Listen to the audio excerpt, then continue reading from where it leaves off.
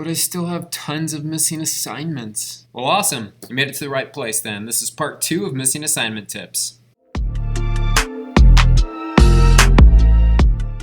And the 4th tip is focus on one unit at a time, preferably a low unit that you didn't do so well on. And then what you do is you do the practice work and then retake that assessment. Here's an example.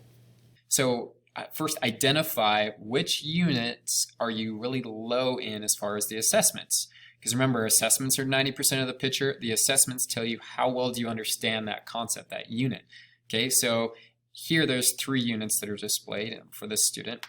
So I'll look at the final grade. That's how this teacher does it. The final grade for fossil record, it's an assessment. Got a 1. Oof, that's bad.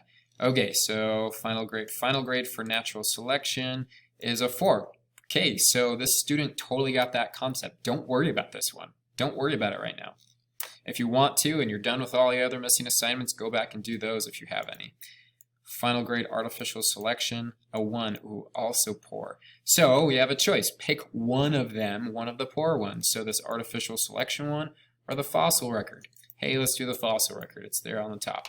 Are there any missing assignments for fossil record around there? So let's see. Here's a practice. Got a 0. It's missing. Okay, missing. Yeah, some more practice.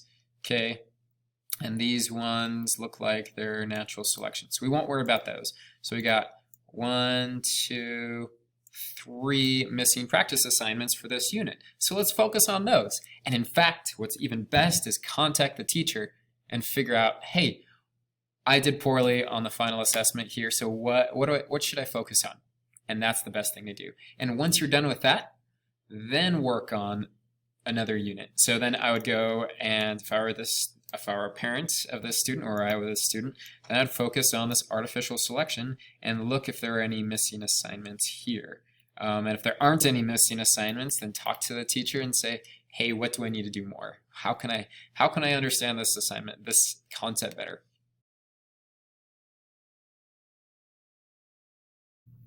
Okay, your 5th tip, just a word of warning here. Sometimes you may encounter this where here's an assessment, it says you're missing an assignment, but there's no grade for it.